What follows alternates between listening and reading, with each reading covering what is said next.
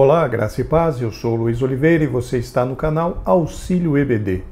Estamos comentando a revista Lições Bíblicas Adultos da CPAD para o primeiro trimestre de 2022. O título desta série de lições é A Supremacia das Escrituras, a inspirada, inerrante e infalível Palavra de Deus. O escritor desta série de lições é o pastor Douglas Batista. E chegamos hoje à lição de número 9, que tem por título As Histórias e as Poesias Falam ao Coração.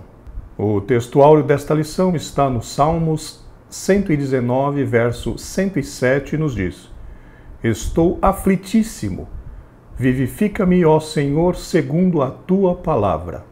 Já a verdade prática nos ensina: os livros históricos e poéticos mostram a soberania e a sabedoria divinas. O relato dessas verdades produz fé e esperança em nossos corações. Para a leitura bíblica em classe, temos dois textos.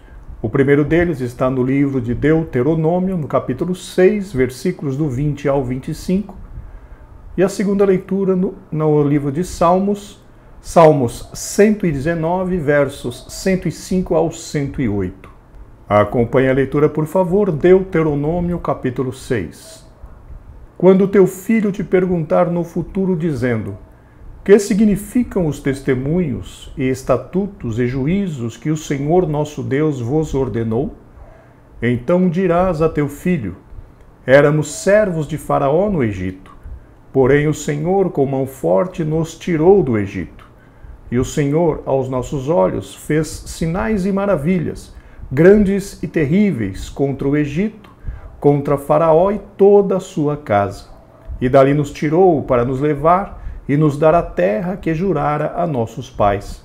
E o Senhor nos ordenou que cumpríssemos todos estes estatutos, que temêssemos ao Senhor nosso Deus, para o nosso perpétuo bem, para nos guardar em vida como no dia de hoje. E será para vós justiça quando tivermos cuidado de cumprir todos estes mandamentos perante o Senhor nosso Deus, como nos tem ordenado. Agora, Salmos 119. Lâmpada para os meus pés é a tua palavra, e luz para o meu caminho. Jurei e o cumprirei, que guardarei os teus justos juízos. Estou aflitíssimo. Vivifica-me, ó Senhor, segundo a tua palavra. Aceita, eu te rogo, as oferendas voluntárias da minha boca, ó Senhor. Ensina-me os teus juízos. O plano de aula apresenta 3 objetivos para esta lição. O primeiro, destacar as narrativas de Josué e Juízes e apresentar as histórias dos reis de Israel e Judá. Segundo, conhecer a estrutura e características da literatura bíblica poética e de sabedoria. Terceiro, mostrar os princípios práticos para a vida cristã. Meus irmãos, como de costume, gostaria de lembrá-los que, para aqueles que assim desejarem, o arquivo com as notas de aula que eu utilizei para a gravação desta videoaula está disponível para download. O link para download está aqui, logo abaixo na descrição deste vídeo. Agora sim, vamos para o comentário. Introdução. A Bíblia faz uso de gêneros literários para expressar a revelação divina. Meus irmãos, essa lição é uma daquelas que exigem de nós, professores, conhecimentos que não são comuns em nosso meio. E além dessa situação, também temos aquela em que um adágio, um ditado do mundo diz: chovendo no molhado. Então, queridos irmãos, os irmãos vão perceber que a maioria dos irmãos terão bastante dificuldade para ministrar essa lição, para sair do mesmo. Porque a lição, ela dá uma visão geral de alguns livros da Bíblia, porém sem acrescentar quase nada de informações. Então, vocês vão perceber que durante a ministração dessa lição, eu tentei fazer o máximo possível de aplicações práticas, o máximo possível de ligação entre aquele texto com algo que nós pudéssemos aplicar nas nossas vidas. Porque se nós ficarmos apenas no texto, queridos irmãos, seria uma aula, conforme eu mencionei, chovendo no molhado, ou seja, uma aula muito superficial e repetitiva. Em relação a essa questão que o comentarista pontuou, gêneros literários, precisaríamos tentar definir o que são gêneros literários. Segundo o dicionário, esses gêneros literários são as obras que reúnem algumas características em comum, formando com isso categorias. Os três principais gêneros literários são, primeiro, épico ou narrativo, segundo, lírico e terceiro, dramático. Para contar as histórias do povo de Deus, os livros históricos servem-se da literatura chamada de narrativa. Meus irmãos, conforme veremos durante esta lição, praticamente todos os livros que são chamados livros históricos na Bíblia utilizam este gênero literário da narrativa, que tem como um dos seus principais objetivos contar histórias, ou como alguns preferem dizer, narrar histórias. Os livros poéticos e de sabedoria recorrem ao texto lírico, com o propósito de despertar sentimentos. Então, conforme nós mencionamos, dos três gêneros literários principais, que seria épico ou narrativo, o lírico e também o dramático, basicamente na Bíblia são usados o narrativo e também o lírico. E aqui é importante nós mencionarmos que o gênero narrativo tem como principal característica a questão de contar histórias. Já o gênero lírico, que é usado, por exemplo, nos Salmos, que é usado nos livros chamados de poéticos dentro da Bíblia, o objetivo do gênero lírico é justamente demonstrar os sentimentos. Quando algum escritor se utiliza do gênero lírico, ele está querendo justamente externar, revelar os seus sentimentos para as pessoas que estão lendo o seu texto. E uma outra particularidade deste gênero chamado lírico é que normalmente ele é composto para ser acompanhado por instrumentos musicais. E um outro ponto importante a ser mencionado é que o pastor Antônio Gilberto classifica os livros do Antigo Testamento em 4 categorias, sendo elas: livros da lei, 5 livros; história, 12 livros; poesia, 5 livros; e profecia, 17 livros. Dessas classificações, nós podemos verificar que os livros da lei, os livros históricos e os livros de profecia utilizam, na maioria dos seus textos, o gênero narrativo. Já a poesia, o estilo, poesia composto de 5 livros, eles normalmente têm a predominância do gênero literário lírico. Em vista disto, na lição de hoje estudaremos as experiências e as instruções relatadas nesses livros, cuja mensagem fortalece os nossos corações. Conforme nós já mencionamos, queridos irmãos, nesta lição o comentarista vai dar uma visão geral dos livros proféticos e dos livros históricos, principalmente do Antigo Testamento, porém sem se aprofundar muito.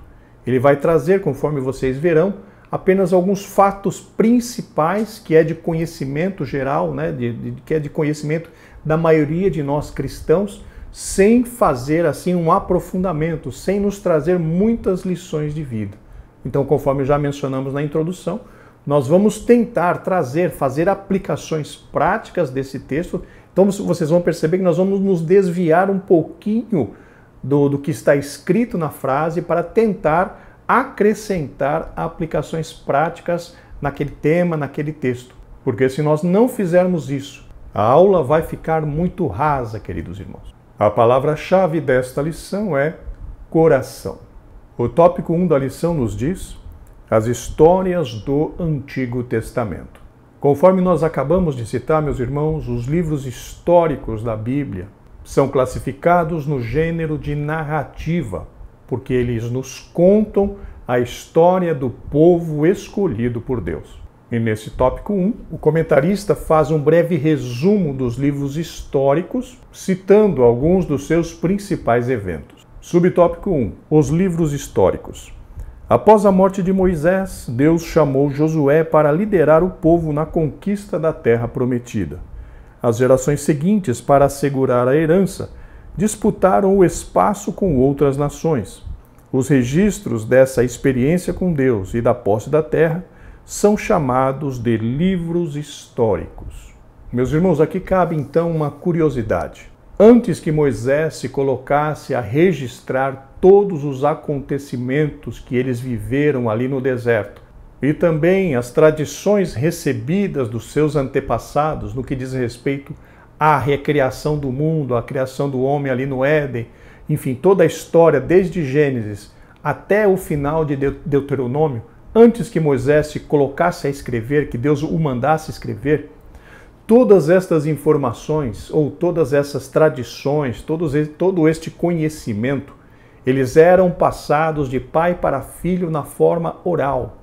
Os pais contavam essas histórias para os seus filhos e com isso a informação se mantinha, a informação era preservada e pôde chegar até Moisés para que ele registrasse tudo nas páginas da Escritura Sagrada.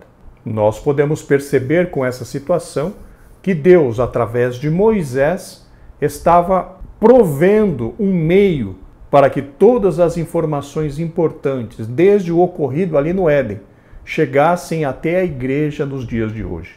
Nenhum desses acontecimentos, queridos irmãos, se fizeram de forma aleatória, mas tudo fazia parte do plano maravilhoso do Deus Todo-Poderoso.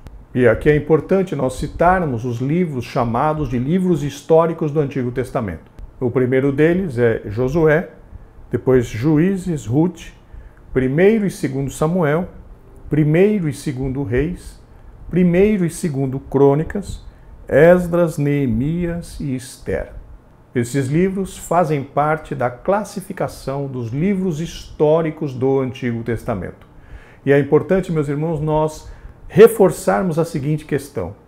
Não é 1ª Reis, 2ª Reis, 1ª Crônicas, 2ª Crônicas, 1ª Samuel, 2ª Samuel.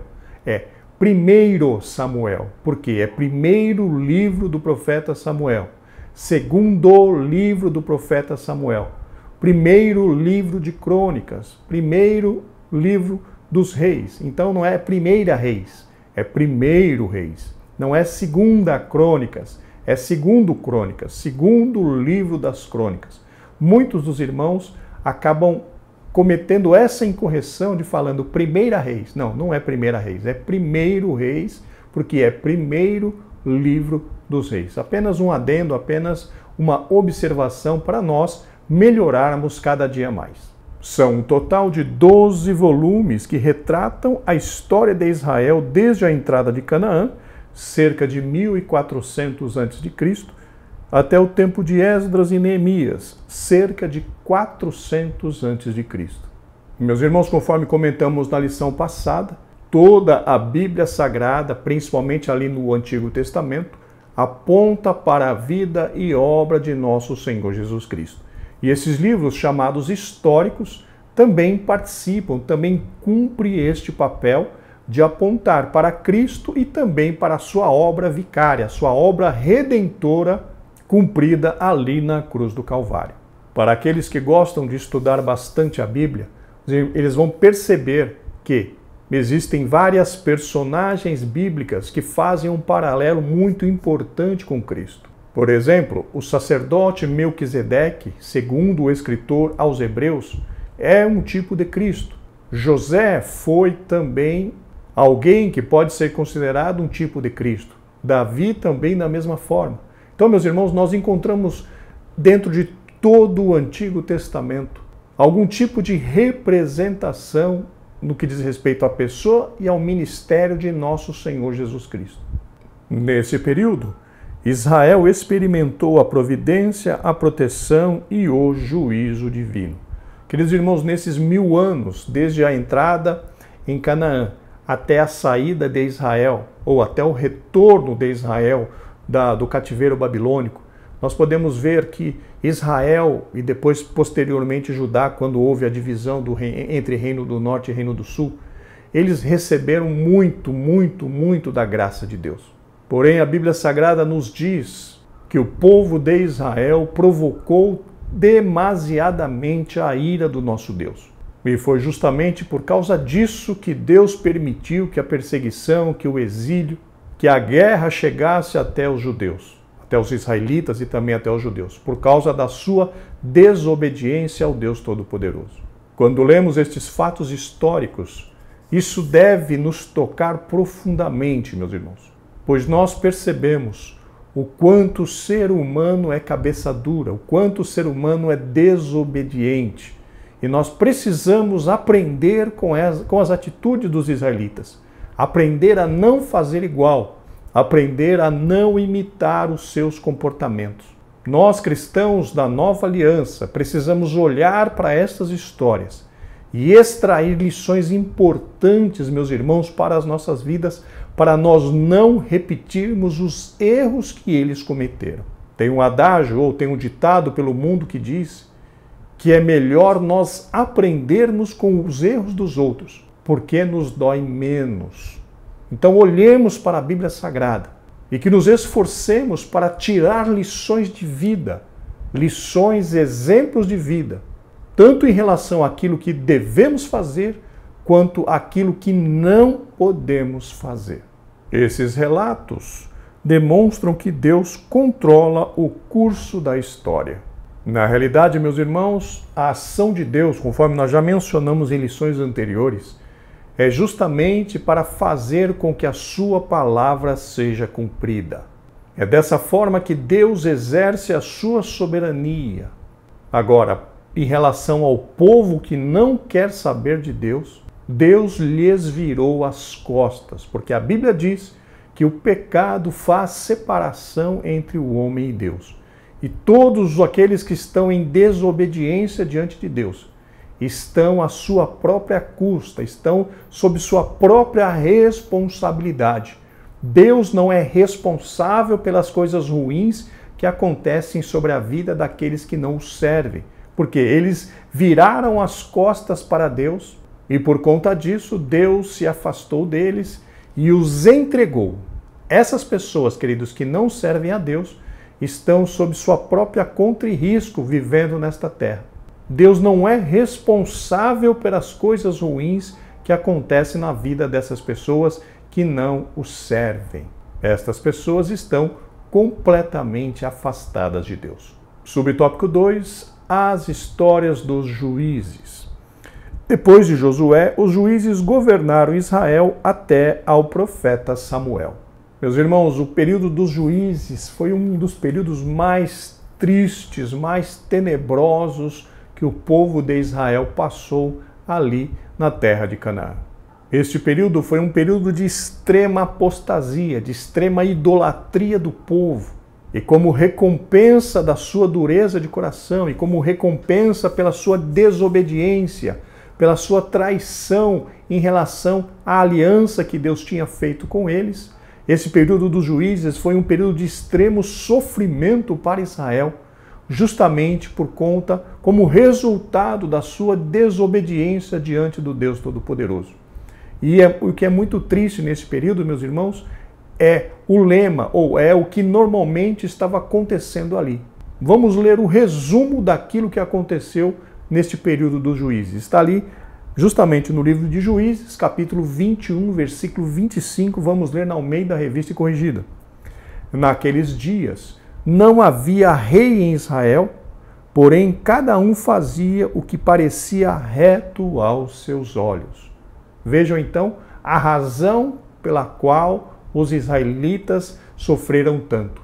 Cada um fazia aquilo que queria, aquilo que achava correto. Eles não tinham liderança, eles não tinham alguém que os liderasse, que os orientasse no que diz respeito a servir a Deus. E isso foi uma grande ruína para o povo de Israel, porque eles não tinham mais referenciais. Provavelmente os sacerdotes não exerciam seu papel como deveriam. E por conta disso, cada israelita fazia o que parecia bem aos seus olhos. Em relação, inclusive, a adorar outros deuses. Foi um período muito triste na vida de Israel, foi um período tenebroso, um período de profunda escuridão espiritual. São cerca de 400 anos da história com a atuação de 12 líderes. Nesta época não havia rei em Israel e cada um andava como queria. Justamente conforme mencionamos, cada um fazia o que queria.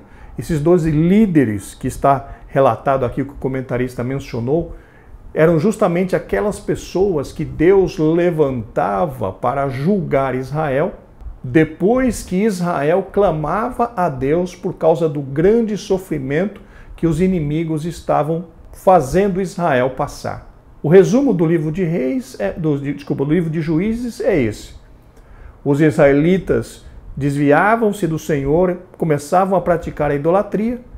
Deus permitia que os seus inimigos, os inimigos de Israel, fossem até Israel e os conquistassem na guerra, vencessem uma batalha, e Israel passava a ser servo dessa nação. E essa escravidão causava muitos problemas, muitas dores, muito sofrimento nos israelitas, e quando as coisas apertavam muito, eles começavam a clamar a Deus. Pediam socorro a Deus. E Deus, como resposta ao clamor do povo, levantava um líder. Esse líder era usado por Deus para libertar o povo dos seus opressores. E enquanto este líder vivia, o povo continuava servindo a Deus. Era esse líder morrer e o povo novamente entrava na idolatria e o ciclo se repetia. O povo entrava na idolatria, o povo adorava outros deuses, Deus permitia que os seus inimigos os vencessem na batalha e os escravizassem. Aí os israelitas iam, oravam a Deus, clamavam a Deus, Deus permitia que alguém se levantasse ou levantava alguma outra pessoa para libertar o povo, aí o povo ficava mais um tempo sem praticar a idolatria. Era só morrer aquele líder e o ciclo se repetia. Então foi vários e vários ciclos desse. Desobediência, cativeiro, clamor, libertador. Desobediência, cativeiro, clamor, libertador. Conforme o comentarista mencionou, 12 líderes passaram nestes 400 anos, nestes ciclos. Desobediência, escravidão, clamor, libertador. Conforme mencionamos, o ciclo se repetia. Por essa razão, a nação entrou em declínio espiritual e fez o que parecia mal aos olhos do Senhor. Como resultado, os israelitas foram subjugados pelas nações vizinhas, conforme mencionamos. Depois da idolatria, vinha a época da escravidão sob as nações vizinhas. Por quê? Porque Deus permitia que essas nações vencessem Israel na guerra e passassem a ser seus escravos, justamente como recompensa pela sua desobediência e pela sua idolatria. Meus irmãos, e essas histórias dos livros de Juízes nos apresentam um conceito muito importante. Nós podemos aprender nessas histórias que quando nós obedecemos ao Senhor, quando nós estamos caminhando lado a lado com o Senhor, amando e servindo a Deus de todo o coração, Deus é o nosso aliado, Deus está conosco e nos ajuda a vencermos as nossas batalhas. Porém, meus irmãos, se nós desobedecemos aos mandamentos do Senhor, se nós não servimos a Deus com amor e não guardamos os seus mandamentos, nós ficamos expostos a todo tipo de batalha. E principalmente, quando nós entramos nesse tipo de batalha, nós entramos sozinhos. Porque conforme eu já mencionei já nesta lição, o pecado que alguém comete separa esta pessoa de Deus. E isso quer dizer, meus irmãos, que quando nós desobedecemos os mandamentos bíblicos, as ordenanças da Bíblia, aquilo que Deus está nos ordenando fazer pelas Escrituras Sagradas, nós estamos pecando, nós estamos incorrendo em pecado. E conforme eu mencionei, quando nós pecamos, nós nos afastamos de Deus. Quanto mais nós pecamos, mais nós vamos nos afastando de Deus. Para que nós voltemos a nos aproximar de Deus, nós precisamos nos arrepender dos nossos pecados, nós precisamos buscar a Deus através de Cristo Jesus, que segundo o evangelista João, é o nosso advogado. E a partir daí, quando nos arrependemos, buscamos a Deus com o coração quebrantado e contrito, nós recebemos o perdão e a restauração da nossa comunhão com o Senhor. Percebam então, meus irmãos, o quanto nós podemos aprender com as histórias da Bíblia Sagrada.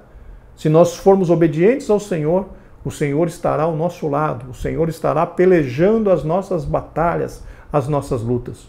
Porém, se nós formos desobedientes ao Senhor, se nós não o amarmos, se nós não obedecemos aos seus mandamentos, nós estaremos nessa caminhada sozinhos e totalmente vulneráveis aos ataques dos nossos inimigos. Que nós possamos escolher caminhar juntamente com Cristo. Apesar disso, mediante o arrependimento do povo, Deus levantava libertadores para resgatar Israel da opressão. Exatamente como mencionamos, aquele ciclo, né? Desobediência, escravidão, clamor, libertação pelas mãos de um libertador, pelas mãos de um líder, pelas mãos de um juiz. Este ciclo se repetiu várias e várias vezes ali durante o período dos juízes. Essas histórias apontam para a fidelidade e a misericórdia divinas.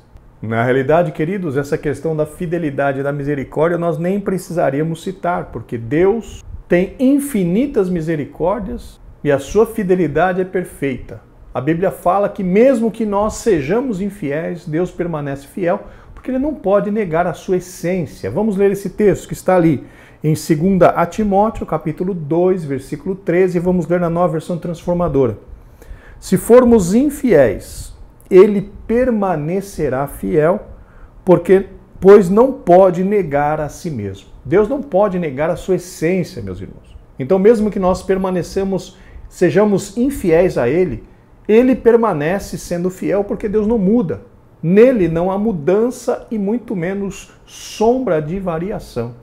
Deus é perfeito e não há nenhuma outra oportunidade para Deus se tornar ainda mais perfeito. Nele, em Deus, está a perfeição absoluta. Subtópico 3, as histórias dos reis. Por volta do ano 1050 a.C., Deus constituiu Saul como rei em Israel. Porém, Saul fracassou. Na realidade, meus irmãos, conforme vocês já conhecem, quando o profeta Samuel já estava velho, já estava com uma idade avançada, ele colocou os seus filhos para serem juízes ali em Israel. Porém, a Bíblia nos diz que os filhos de Samuel acabaram aceitando presentes, aceitando subornos, levando algum tipo de vantagem em relação às outras pessoas, e o povo percebeu que os filhos de Samuel não eram justos como ele. E por conta disso, e também por conta da proximidade dos inimigos, o povo de Israel pediu para Samuel para que colocasse um rei sobre eles, sobre a nação de Israel. Os irmãos sabem a história. Samuel ficou bastante chateado, bastante triste, mas Deus disse a Samuel: Samuel, este povo não está rejeitando a você, esse povo está rejeitando a mim, disse Deus para Samuel. Porque o regime que estava ali em Israel era a chamada teocracia, ou seja, o governo de Deus sobre o povo. E o povo quis mudar a teocracia para uma monarquia, que era o reinado de um rei, exercido por uma realeza, por um rei. E percebam que Saul era o modelo do rei que a nação de Israel aspirava. Como assim o modelo de rei que a nação de Israel aspirava? Primeira coisa, Saul era filho de uma família, segundo os teólogos, uma família que tinha bastante recursos financeiros. Então ele era de uma família que tinha estrutura. Segunda característica de Saul, a Bíblia fala que em Israel não tinha um outro homem tão bonito quanto ele. E a terceira característica de Saul era o seu porte físico. A Bíblia fala que ele era mais alto do que todo o povo de Israel, aqui do ombro para cima. Então, se tivesse uma multidão de gente, de israelita, e Saul estivesse no meio, todas as pessoas conseguiriam ver Saul. Por quê? Porque do ombro para cima, ele era mais alto do que todos aqueles israelitas. Então, ele tinha essas três características. Era de uma família que tinha recurso financeiro, ele era o homem mais bonito de Israel, e ele era também o homem mais alto, de um porte físico maior em Israel. A figura perfeita de um rei, abre aspas, vencedor. Porém, meus irmãos, conforme o comentarista mencionou, Saul fracassou. Por que ele fracassou? porque ele não perseverou em obedecer aos mandamentos de Deus. Ele não se esforçou para obedecer, para cumprir à risca tudo aquilo que Deus havia ordenado para ele. Saul sempre queria dar um jeitinho, fazer um pouquinho diferente daquilo que Deus ordenava, e isso foi a causa da sua ruína. Enquanto Deus estava esperando a obediência de Saul, Saul estava preocupado em sacrificar a Deus. Daí nós temos aquela célebre, aquela famosa frase que Samuel falou para Saul, que para Deus é melhor obedecer do que sacrificar. Saul então foi rejeitado, fracassou no seu governo porque não obedeceu a Deus. Então Davi foi escolhido e recebeu a promessa de um reino que não teria fim. Na realidade, esse reino de Davi que não teria fim acabou se cumprindo na vida de Cristo Jesus, nosso Senhor. Cristo Jesus, ele é descendente de Davi, mesmo que ele não seja filho legítimo de José, que era da descendência de Davi, porém de uma forma figurada, Cristo Jesus era filho de Davi, e ele ocupa o reino espiritual, o trono do reino espiritual, porque a Bíblia chama o Senhor Jesus Cristo de Rei dos Reis e Senhor dos Senhores. Então, na pessoa de Cristo Jesus, meus irmãos, o cumprimento da promessa de Deus sobre a linhagem de Davi, a respeito de que a linhagem de Davi estaria no trono, foi perfeitamente cumprida. Em Cristo Jesus, nosso Senhor, nosso Rei, nosso Salvador, ele ocupa o trono no reino espiritual. Ele é Rei de Reis e Senhor de Senhores, conforme nós já mencionamos. Salomão lhe sucedeu e após a sua morte o reino se dividiu. Israel no norte e Judá no sul. Então, meus irmãos, percebam que o comentarista está dando uma pinceladinha muito por cima, muito superficial, no que aconteceu, né, em relação aos reis de Israel, Saul, depois Davi, agora está falando de Salomão, e já passou de Salomão, e chegou até Roboão, o momento em que o reino de Israel foi dividido em reino do sul e reino do norte. Então é uma passagem bastante superficial, mesmo que apenas uma visão geral daquilo que nós encontramos nos livros históricos ali do Antigo Testamento. Por isso que nós estamos nos esforçando para trazer esses conhecimentos adicionais, que se você for olhar, não faz assim parte diretamente do versículo. Nós estamos tentando fazer um desdobramento para dar aos irmãos recursos a mais na ministração da sua aula. E aqui, só falando um pouquinho de Salomão, nós vemos através da Bíblia Sagrada que Salomão era o homem mais sábio deste mundo. Porém, meus irmãos, nem a sua sabedoria conseguiu evitar que Salomão se corrompesse no final da sua vida. Na realidade, pelo que nós vemos na Bíblia Sagrada, Salomão caiu por conta das suas muitas mulheres estranhas. Mas esse comportamento de Salomão, meus irmãos, ele era completamente contrário ao que diz a Bíblia, ao que diz a lei de Moisés. O israelita não podia casar com mulheres estranhas. O israelita tinha que casar com mulheres do próprio Israel. Porém, Salomão desobedeceu essa ordenança da lei de uma forma tão grande que a Bíblia diz que ele tinha 1000 mulheres, 700 esposas e 300 concubinas. E dessas 1000 mulheres, muitas e muitas delas eram estrangeiras.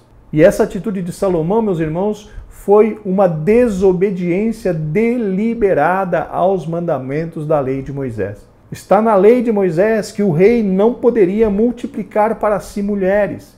E Salomão desobedeceu, tomando 1000 mulheres. E além disso, conforme eu mencionei, não eram 1000 mulheres de Israel, eram 1000 mulheres de todas as outras nações. E essas mulheres, a Bíblia menciona que na velhice de Salomão, fizeram com que ele se corrompesse e adorasse outros deuses. E isso foi a grande ruína de Salomão, que acabou atingindo até o seu filho Roboão, que teve o reino de Israel dividido enquanto reinava. Vejam então que Roboão acabou pagando pelo pecado de seu pai Salomão. Ambos os reinos rebelaram-se contra Deus e foram para o exílio. Em 722 a.C., Israel foi conquistado pelos assírios. Em 586 a.C., Judá caiu diante de Babilônia. Aqui, meus irmãos, é uma história triste também da nação de Israel, na verdade, tanto de Israel quanto de Judá. Depois que houve a separação de Israel e Judá, o reino de Israel nunca teve um rei que fosse temente a Deus. E essa atitude de constante desobediência culminou, ou seja, atingiu o seu ponto máximo, quando Deus permitiu que os assírios invadissem o reino do norte, o reino de Israel, e levasse cativo todo aquele povo para a Síria, e eles mandaram outros povos para habitar ali no reino do norte, e causaram aquela mudança, aquela mistura de gentes ali, e ali em Samaria acabou gerando os samaritanos, que os judeus na época do Senhor Jesus Cristo consideravam os seus grandes inimigos. Então vocês vejam que pela desobediência dos israelitas, Deus permitiu que a sua nação fosse levada em cativeiro, porém os israelitas, meus irmãos, nunca receberam a oportunidade de voltar para a sua terra. Já Judá, que era o reino do sul, por causa da sua desobediência, ele também foi levado ao exílio. Enquanto o reino do norte foi levado para a Síria, o reino do sul, Judá, foi levado para a Babilônia. Só que, pela misericórdia de Deus, Deus permitiu que os judeus voltassem para a sua terra depois de 70 anos de cativeiro. Ao reino do norte não foi concedido a oportunidade de retornar à sua terra. Já a Judá, o reino do sul, Deus permitiu que eles retornassem à sua terra, justamente para o cumprimento da sua palavra, para que o Messias pudesse nascer em Belém da Judéia. Então vejam que Deus realmente vela pela sua palavra para a cumprir. O Antigo Testamento nos traz muitas histórias riquíssimas em exemplos, tanto em relação àquilo que devemos fazer, quanto àquilo em que nós não podemos fazer. Contudo, em 539 a.C., cumprindo sua promessa, Deus restaurou o trono de Davi.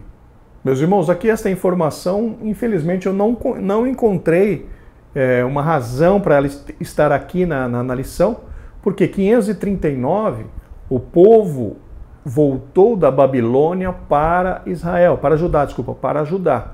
Porém, nunca mais se levantou um rei em Judá. Nunca mais se sentou nenhum rei, subiu nenhum rei livre em Judá. Pelo que nós vemos na Bíblia, o último rei de Judá foi o rei Zedequias. Então, essa afirmação do comentarista, em 539, Deus restaurou o trono de Davi, não é verídica, não é correta. A não ser que ele esteja considerando que Zorobabel, filho de Sealtiel, que era da descendência de Davi, era rei, mas não era rei. A Bíblia fala que não era rei, era simplesmente o governador, que é muito diferente de ser um rei. Então eu não encontrei comprovação para esta afirmação do comentarista aqui nesta frase. Do reino de Judá, a esperança messiânica se cumpriu em Jesus. Essas narrativas mostram que os planos do Senhor não podem ser frustrados. Conforme mencionamos, Deus batalha, Deus trabalha para que a sua palavra se cumpra.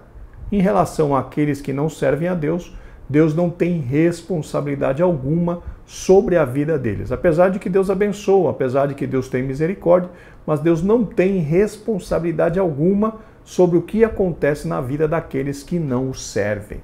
Eles escolheram andar longe de Deus. Então, essas pessoas são responsáveis por tudo aquilo que lhes acontece. Chegamos ao tópico 2, os livros poéticos e de sabedoria do Antigo Testamento. Chegamos agora ao tópico 2, os livros poéticos e de sabedoria do Antigo Testamento. Subtópico 1, os livros sapiensais e poéticos. 5 livros do Antigo Testamento são chamados de escritos sapiensais e poéticos, porque ensinam a sabedoria por meio da poesia e da prosa. São eles Jó, Salmos, Provérbios, Eclesiastes e Cantares de Salomão.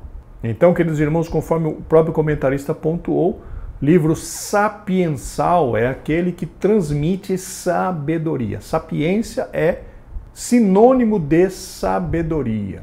E dentro desse grupo dos livros sapiensais, nós também encontramos os poéticos. entre os quais encontramos o livro de Salmos. Eclesiastes foi escrito quase todo em prosa, e os outros livros foram redigidos, em sua maioria, em forma de poesia. De modo geral, a prosa retrata o modo como normalmente nós falamos. É aquela conversa corriqueira. A prosa é aquela conversa corriqueira. Também no sentido de se contar uma história. É justamente isso, por exemplo, que nós encontramos no livro de Jó.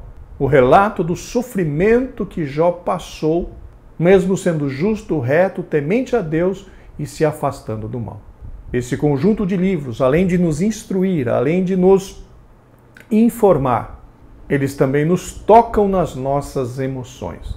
E a poesia expressa sentimentos e pensamentos mediante versos que atingem o intelecto e as emoções, conforme nós mencionamos. O tipo lírico do qual os salmos fazem parte tem por objetivo externar as emoções, revelar os pensamentos, para que possa tocar profundamente naqueles que os leem ou que os ouvem, porque, por exemplo, os Salmos é chamado o Inário de Israel, ou seja, ali no livro dos Salmos são 150 hinos que foram escritos e cantados com os mais diversos objetivos, mas principalmente o objetivo de adorar ao Deus Todo-Poderoso. E é por isso, meus irmãos, que no livro de Salmos não existem capítulos. É muito comum nós ouvirmos alguém, quando sobe no púlpito, dizer: abra no livro de Salmos, capítulo 119. Meus irmãos, o livro de Salmos não tem capítulos, porque são hinos. Então abramos a Bíblia no Salmo 119. Outra coisa, não é versículo, e sim verso, porque é uma música. É um hino que muitas vezes louva ao Senhor. Então fixe isso, coloque isso na sua mente. Livro de Salmos não tem capítulos, são hinos. Livro de Salmos não tem versículos, são versos. Versos de uma música, versos de um hino, normalmente de louvor ao Senhor nosso Deus. Na Bíblia, este gênero literário trata da aplicação da verdade divina à experiência humana. Refere-se à sabedoria prática mais do que teórica. Realmente, no livro de Provérbios, nós encontramos muitos e muitos conselhos práticos que são importantíssimos para a vida de todos aqueles que servem a Deus.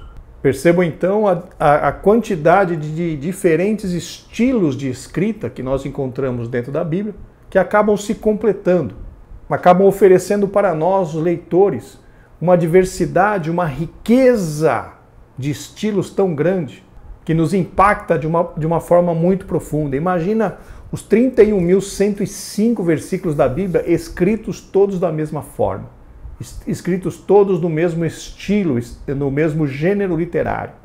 Se fosse dessa forma, provavelmente aumentaria muito a dificuldade da leitura das suas palavras, das suas páginas. Mas por conta dessa diversidade, meus irmãos, de estilos, diversidade de gêneros literários, ler a Bíblia Sagrada é um grande prazer, pois essa diversidade de estilos quebra a monotonia e nos enriquece profundamente através da ministração, da exposição da palavra de Deus ao nosso coração. Subtópico 2, Eclesiastes, Provérbios e Jó. O tema de Eclesiastes está na frase tudo vaidade, indicando a efemeridade da vida humana. Por isso, ao final, o autor declara que o sentido da vida é: teme a Deus e guarda os seus mandamentos. Efemeridade, meus irmãos, é uma vida sem valor, uma vida assim, sem muitas expectativas. A vida é efêmera, a vida é passageira, a vida não tem o porquê nós darmos tanto valor assim à vida. Nós precisamos dar valor à nossa vida com Deus.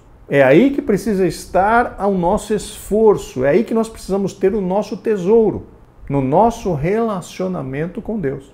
E aqui, quando o comentarista cita Salomão, que escreveu o livro de Eclesiastes, meus irmãos, vocês já pararam para pensar? Eu já citei isso daqui em outras aulas. Vocês já pararam para pensar como era a vida de Salomão? Salomão tinha tudo o que uma pessoa poderia desejar nessa vida.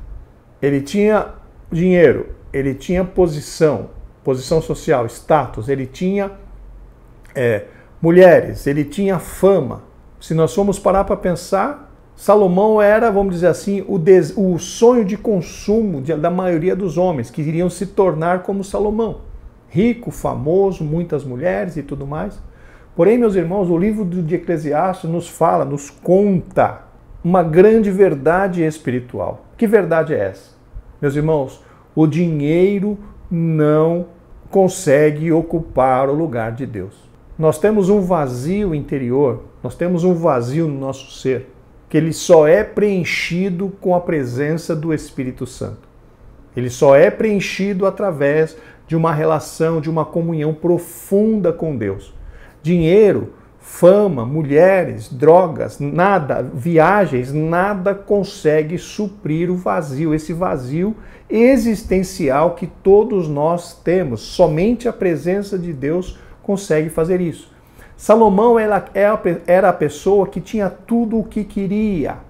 Porém, quando ele escreveu Eclesiastes, ele precisou afirmar: o que importa nessa vida é servir a Deus, é amar a Deus e cumprir todos os seus mandamentos.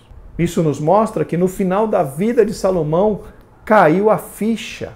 Não é o dinheiro que é mais importante, não é a fama, não é a posição social, não são mulheres, não são coisas terrenas.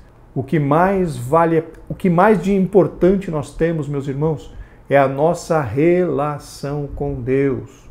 E isso Salomão nos ensina de uma maneira clara. Ele tinha tudo o que ele queria, mas não encontrou satisfação plena em nenhuma destas coisas, porque a satisfação plena na vida de um ser humano vem através da nossa relação com Deus. Não se iluda.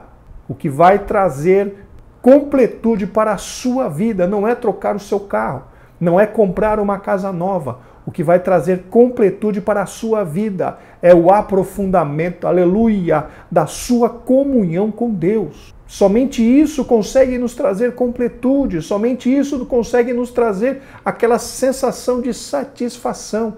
Nada deste mundo consegue ocupar o lugar de Deus na nossa vida, queridos. Salomão tinha tudo o que ele queria, mas no final da vida ele foi obrigado a dizer: sirva a Deus e guarde os seus mandamentos, porque esse é dever de todos os homens. Ou seja, somente isso traz satisfação para a vida do ser humano. O tema de Provérbios afiança que o temor do Senhor é o princípio da ciência, ou da sabedoria, ensinando que observar os princípios divinos nos faz pessoas sábias. Portanto, ao concluir, o escritor enfatiza que uma pessoa temente a Deus é digna de ser honrada. Conforme nós mencionamos na lição passada, o temor do Senhor é o princípio da sabedoria. Por quê? Porque o temor do Senhor nos ajuda a nós decidirmos, a nós escolhermos aquilo que agrada a Deus e não aquilo que agrada a nossa carne, o nosso desejo pecaminoso. Então, por isso que o temor do Senhor é o princípio da sabedoria, porque nos ajuda a tomar as decisões mais sábias.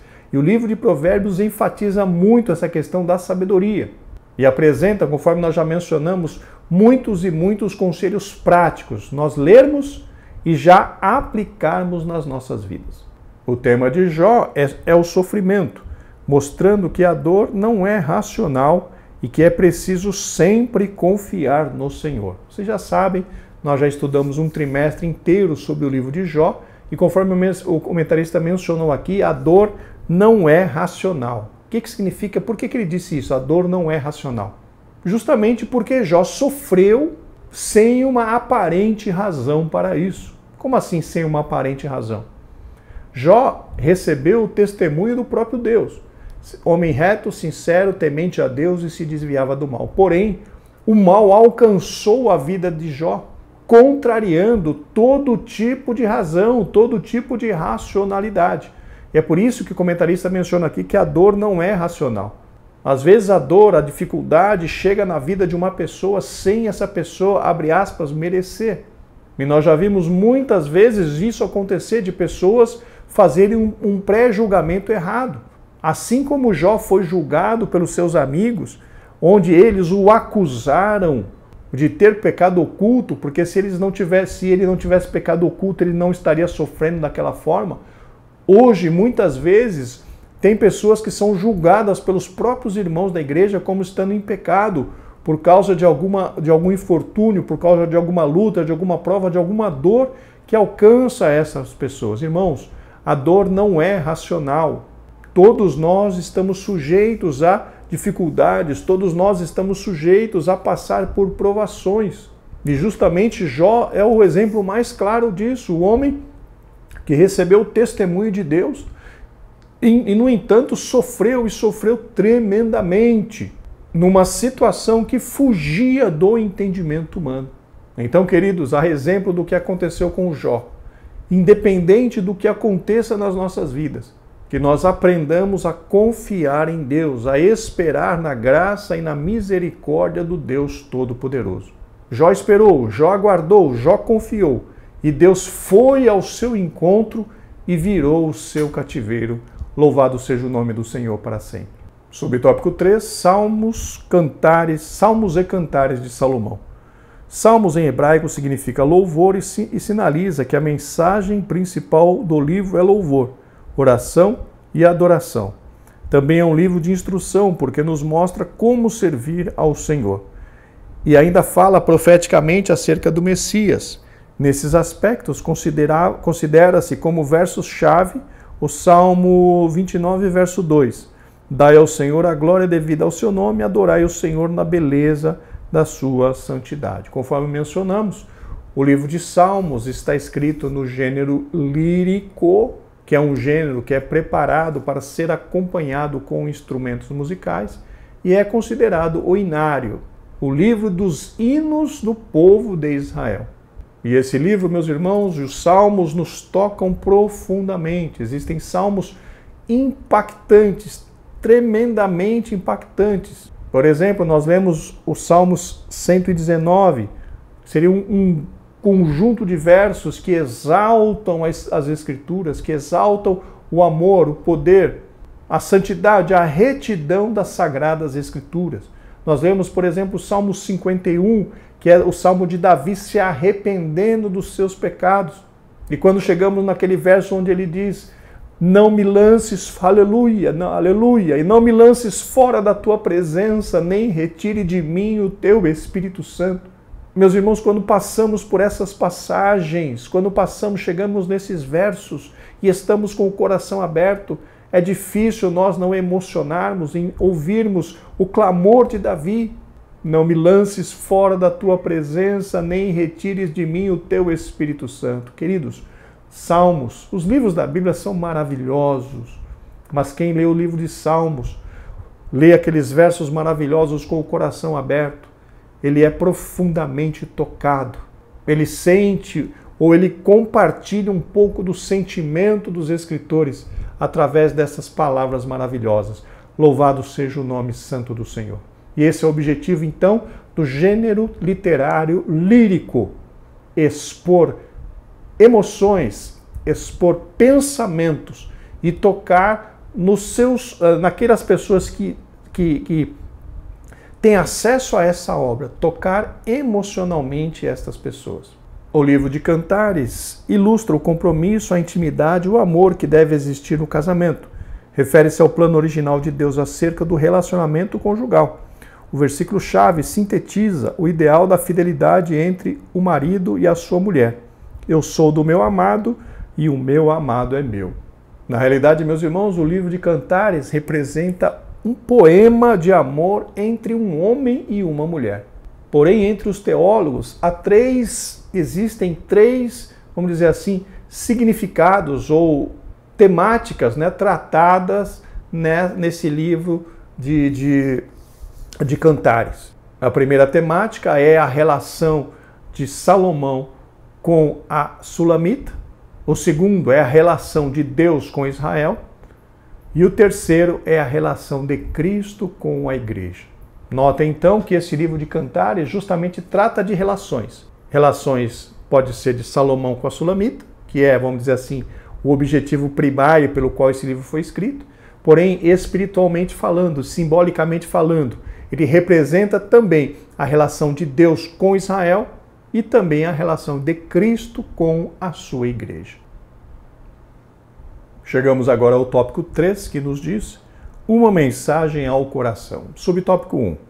Uma mensagem de soberania. A Bíblia descreve o que Deus fez na vida das pessoas e por meio delas. Na realidade, meus irmãos, Paulo diz que tudo aquilo que foi escrito, que está escrito na Bíblia, é para o nosso ensino. Leamos o que Paulo escreveu aos Romanos, capítulo 15, versículo 4, na Almeida Revista e Corrigida. Porque tudo que dantes foi escrito, para o nosso ensino foi escrito, para que, pela paciência e consolação das Escrituras, tenhamos esperança. Então percebam que tudo aquilo que está escrito, está registrado na Bíblia Sagrada, tem por objetivo nos ensinar, tem por objetivo nos guiar, nos orientar nessa jornada, na jornada rumo a Jerusalém Celestial. E quando o comentarista menciona que a Bíblia descreve como Deus age na vida das pessoas e através das pessoas, é justamente com esse intuito de nos ensinar, nos mostrar, nos exemplificar como é que Deus trabalha de uma forma geral. Ninguém consegue, meus irmãos, compreender como Deus trabalha na sua totalidade. Porém, pelas páginas das Escrituras, nós conseguimos ter uma ideia a respeito de como Deus trabalha. E é por isso que, conforme já mencionamos, Paulo dizendo que tudo aquilo que está no Antigo Testamento é didático, serve para nós aprendermos alguma coisa. Por exemplo, Deus conduziu Josué na travessia do Jordão. O feito favoreceu o acesso à terra prometida. Quando olhamos para essa questão, meus irmãos, de Josué atravessando ali o Jordão, o que nós podemos aprender com isso? Nós podemos aprender, meus irmãos, que Deus pode operar o que aos olhos dos homens é impossível para favorecer aquele povo que lhe obedece, aquele povo que lhe agrada, aquele povo que o ama e o serve com alegria. Meus irmãos, quem é que pode impedir Deus de operar quando Ele determina? Isaías mesmo já diz isso. Isaías 43:13, vamos ler na Almeida Revista e Corrigida. Ainda antes que houvesse dia eu sou, e ninguém há que possa fazer escapar das minhas mãos. Operando eu, quem impedirá? Queridos, quem pode impedir Deus de operar quando Ele determina fazer alguma coisa? E esse conceito nós vemos claramente nas páginas das Escrituras. Deus batalhando pelo seu povo. Deus levantou nações para punir a rebeldia de seu povo e ainda proveu um meio de escape, a fim de evitar a extinção da nação eleita.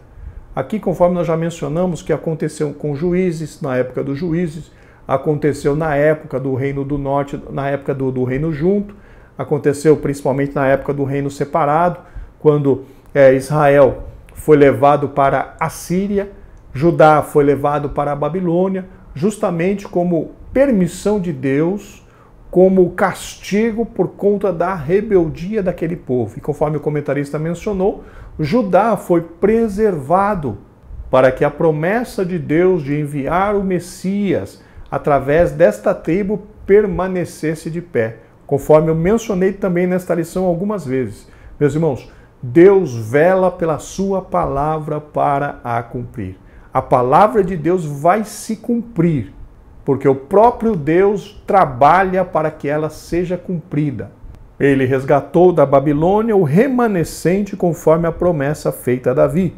Foi ele que conservou a nação de Judá e assim preparou o caminho para a vinda do Messias prometido. Eu já estou falando sobre esse tema, já falei acho que 2 vezes, e aqui o comentarista confirma. Ele resgatou da Babilônia o remanescente, aqueles que sobraram ali na Babilônia, e trouxe de volta ali para Judá, justamente para garantir que a sua promessa feita a Davi se cumprisse através do nascimento de Cristo Jesus, nosso Senhor. Nós vemos mais uma vez Deus trabalhando na história para que a sua palavra fosse cumprida. Glórias a Deus. Assim sendo, nosso coração deve se aquietar, porque Deus é soberano. Ele age na história e nada acontece fora da sua vontade. Meus irmãos, aqui é um ponto que precisamos discutir, precisamos conversar a respeito. Existe no senso comum, ou seja, na mente da maioria dos cristãos, uma frase que ela não está correta, ou ela não é aplicada da forma correta. Quando alguém se vê numa dificuldade, normalmente as outras pessoas dizem para essa pessoa que está em dificuldade, Deus sabe todas as coisas. E quando uma pessoa menciona isso para uma outra pessoa, Deus sabe de todas as coisas para uma pessoa que está na dificuldade, essa pessoa que menciona isso tem na cabeça que Deus pode resolver esse problema e se aconteceu é porque Deus quer. Meus irmãos, nós precisamos entender o seguinte, mesmo as promessas que Deus fez, normalmente nós precisamos, não vou dizer ajudar a Deus, mas nós precisamos orar e buscar ao Senhor para que essa promessa possa ser cumprida. Deixa eu ver se eu consigo ser mais claro para os irmãos. Perceba o seguinte, se nós levarmos em consideração o que esses irmãos dizem, Deus sabe de todas as coisas, se você está passando por isso, mas Deus sabe, Deus vai prover. Perceba o seguinte, se todo mundo pensasse assim, se Daniel pensasse dessa forma, Deus sabe todas as coisas, o que ele faria? Ele sentaria e esperaria, Deus sabe de todas as coisas, quando chegar o momento certo, Deus vai cumprir.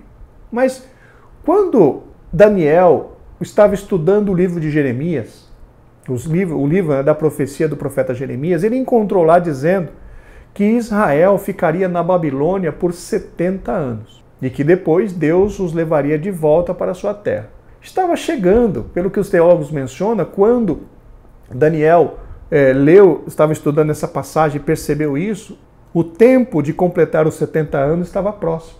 O que Daniel fez?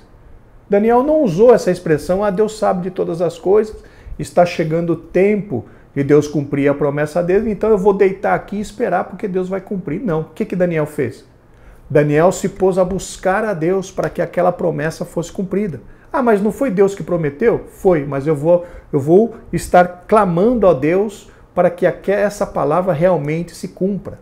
O que eu estou querendo dizer com isso, meus irmãos? Eu estou querendo dizer o seguinte, quando alguém está em dificuldade, essa pessoa precisa de outras pessoas que o ajudem na oração, porque muitas vezes a vitória dessa pessoa, ela vem através da oração. Quer ver um outro exemplo muito simples? A Bíblia diz que Deus sabe que nós precisamos comer, não sabe? A Bíblia não fala isso? Que Deus sabe aquilo que precisamos antes de nós pedirmos, sabe? Então muitas vezes a pessoa ouve isso e fala, então eu não preciso pedir nada a Deus, porque Deus sabe tudo que eu preciso, eu vou ficar quietinho aqui porque Deus sabe. Porém, meus irmãos, na oração do Pai Nosso, aquela oração modelo, que muitas pessoas chamam de oração do Pai Nosso, qual foi a postura do Senhor Jesus Cristo em relação à alimentação? O Senhor Jesus Cristo disse na oração padrão, aquela que nós devemos fazer sempre, o pão nosso de cada dia nos dá hoje. Peraí, mas se Deus sabe que eu preciso de pão, conforme diz a Bíblia, eu preciso pedir pão? Claro, Deus sabe que você precisa, mas a nossa obrigação diante de Deus é orar, é buscar o cumprimento das palavras, da promessa de Deus nas nossas vidas. Então vejam, meus irmãos, por mais que Deus seja um soberano, por mais que Deus saiba todas as coisas, as nossas vitórias, elas precisam ser ganhas através da oração. As nossas vitórias, elas são alcançadas através da oração. Quer ver mais um outro exemplo? Cristo, o Filho de Deus, ele teve uma vida inteira de oração. Ele teve, principalmente, durante os seus quase 3 anos e meio de ministério, nós vemos ele orando várias e várias vezes, menções, se eu não me engano, acho que principalmente, eu não lembro se é Marcos ou se é Lucas, faz menção, várias menções do Senhor Jesus Cristo buscando a Deus. Peraí, mas ele é o Filho de Deus, por que o Filho de Deus precisa buscar a Deus? Porque, meus irmãos, todas as nossas vitórias, elas são alcançadas através da oração. Não se esconda atrás dessa historinha de mas Deus sabe todas as coisas. Sim, Deus sabe. Aleluia, aleluia. Mas a vitória vem depois que você ora, que você busca, que você chora, que você jejua. Não se iluda com essa história. Ah, Deus sabe de tudo. Sabe sim. Mas se você quer ter vitória, você precisa buscar a vitória de Deus em oração. Nada na vida do cristão é automático, meus irmãos. Entendam isso. Nada vem aleatoriamente na nossa vida.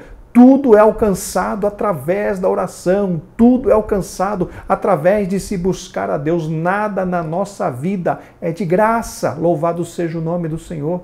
Então, por mais que Deus seja o soberano de todas as coisas, Ele saiba de todas as coisas, Ele deixou a responsabilidade de orar para que nós consigamos alcançar a nossa bênção. Então, por favor, quando você vê alguém em dificuldade, não diga para a pessoa, ah, Deus sabe de todas as coisas, porque isso não resolve. Ajude essa pessoa em oração, ajude essa pessoa até que Deus conceda a ela a sua vitória. E você, quando estiver em dificuldade, não fique assentado debaixo da árvore esperando e dizendo, ah, Deus sabe de todas as coisas, Ele vai me dar a vitória. Não!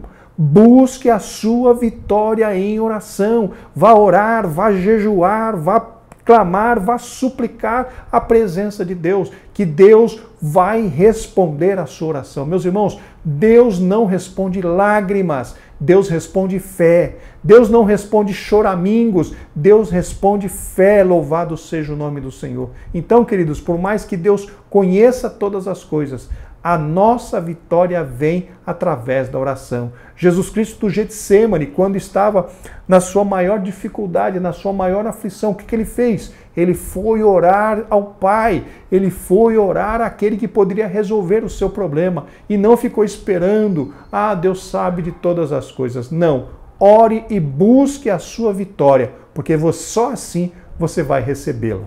Subtópico 2, uma mensagem de sabedoria. Deus é a fonte da sabedoria e o propósito da sabedoria é agradar a Deus. Deste modo, todo o conselho prático está subordinado à sabedoria divina.